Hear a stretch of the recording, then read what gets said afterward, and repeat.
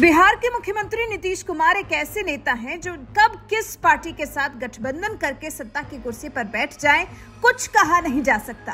इसीलिए उन्हें बिहार की राजनीति में पलटू राम कहा जाता है। तो वहीं उत्तर प्रदेश की राजनीति में भी एक ऐसे नेता हैं जिनके लिए बिन पेंदी का लोटा जैसे मुहावरों का इस्तेमाल खूब होता है। और ये नेता कोई और नहीं, सुहेलदेव भारतीय समाज पार्टी के अध्यक्ष ओम प्रकाश राजभर हैं, जो कभी बीजेपी के साथ थे तो कभी सपा के साथ चले गए और अब तो एक बार फिर योगी की वजह से भाजपाई गोले में आ गए। लेकिन लगता है राजभर की यही वापसी अब योगी सरकार को भारी पड़ रही है।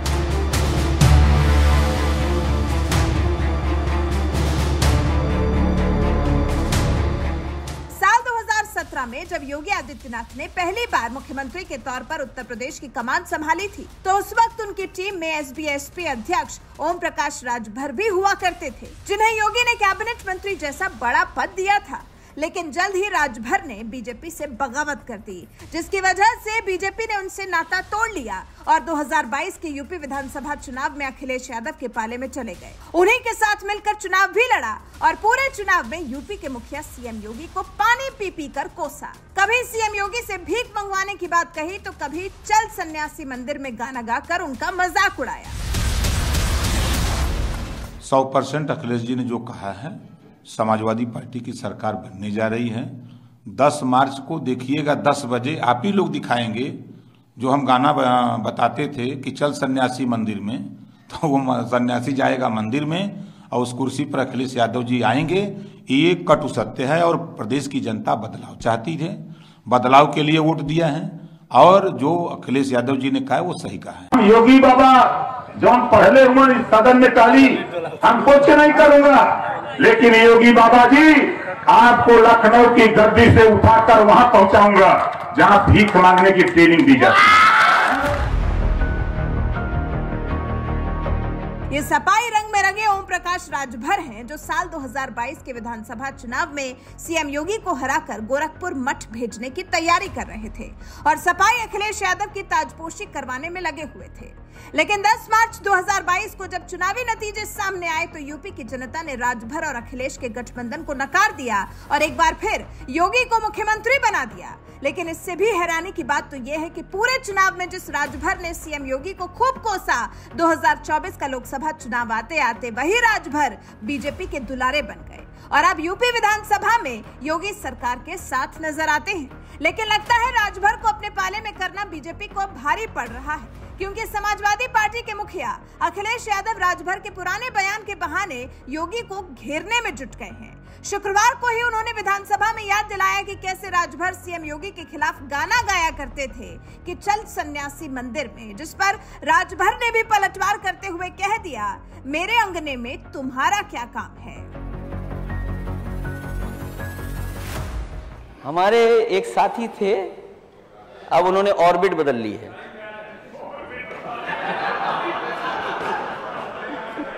अध्यक्ष महोदय, एक हमारे साथ थे, अब ऑर्बिट बदल गई आपकी। आप यही तो बताते थे मुझे कि गोरखपुर की भर्ती, बांदा यूनिवर्सिटी की भर्ती सब भूल गए आप।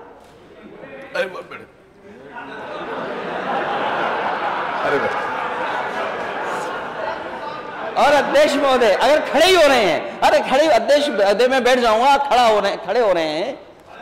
अगर आप एक मिनट अध्यक्ष महोदय, ये जितने लोग बैठे हैं उन्होंने एक गाना सुना था और जब मैं मंच पे रहता था इनके साथ तो एक गाना हमेशा गाते थे, चल सन्यासी मंदिर में। और अब मैं बैठना चाहूंगा और आप खड़े होना। अध्यक्ष महोदय, केवल गाने के लिए खड़ा कर रहा हूं इनको। जो पहली लाइन तो इन्होंने गा दी, उस गाने की दूसरी लाइन गा दे, मैं बैठ जा रहा हूं। मेरे अंगने में तुम्हारा क्या काम है। इस बार पलटवार के बीच अखिलेश यादव ने एक बार फिर राजभर पर तंज मारते हुए कहा कि ये शपथ लेने गए थे, इसलिए नेता सदन यानी सीएम योगी ये गाकर सुनाए कि मेरे अंगने में तुम्हारा क्या काम है, जिस पर एक बार फिर सदन ठहाकों से गूंज उठा, क्योंकि ये बात खुद ओम प्रकाश राजभर कह चुके हैं कि एनडीए में आ गए हैं तो सरकार में भी जल्द ही दिखेंगे। अध्यक्ष महोदय,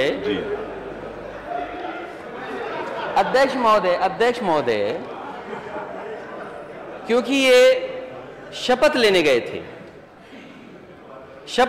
थे तो नेता सदन ने ये गाकर के सुनाया मेरे अंगने में तुम्हारा क्या काम है।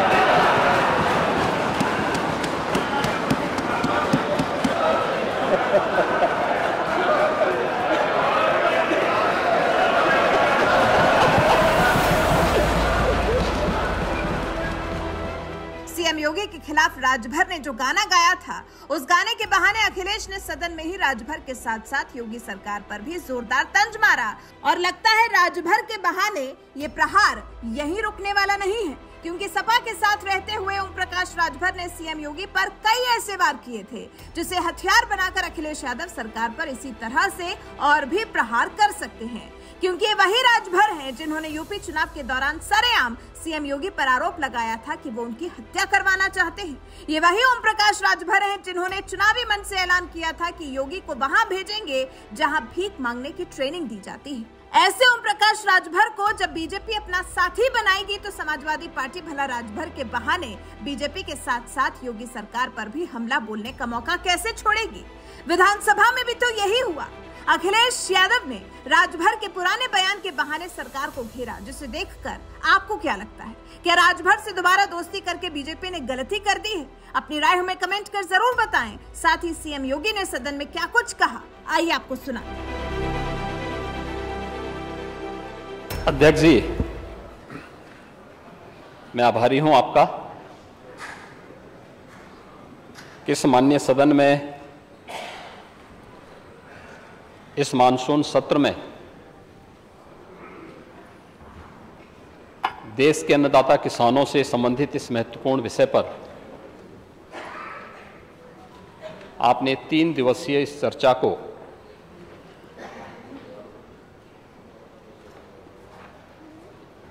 इस सदन में करवाया है और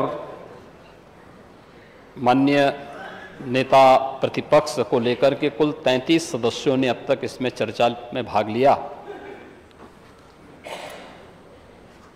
मैं उन सभी माननीय सदस्यों और दलीय नेताओं का भी हृदय से धन्यवाद देता हूं, जिन्होंने बाढ़ और सूखा जैसे इन महत्वपूर्ण विषयों को लेकर के अपने अमूल्य विचार यहां पर रखे और सुझाव भी दिए। पिछले 1 घंटे से नेता विरोधी दल के विचारों को मैं सुन रहा था, पूरा सदन भी सुन रहा था।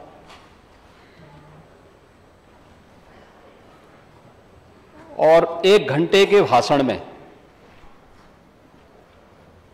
बाढ़ और सूखा से संबंधित मुद्दे पर उनको केवल गोरखपुर का जल जमाव याद आया, बाकी और कुछ भी नहीं याद आया था।